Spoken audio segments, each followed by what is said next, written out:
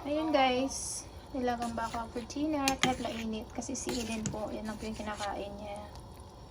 Opo, so galing ko po sana ng saging, nakalimutan ko lang. May saging, may frozen pa ako doon yung saba. Nakalimutan, so isang kulo lang po kasi nalagay na natin yung mga gulay, lahat-lahat. Saging lang po yung wala nito. And the rest is there.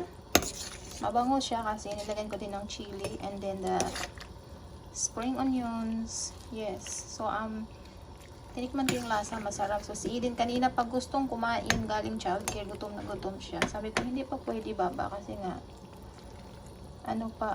sus yung meat guys, nagpo-falling na sila. Yung meat ba hiwa-hiwalay na siya guys, nasa ilalim. Laging pag naglaga pa ako, ayoko pa ng buto-buto kasi masyadong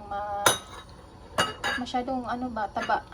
So ang lagi ko pong inaano ay yung part ng beef ay yung oyster blade po. Yes, so tikman natin.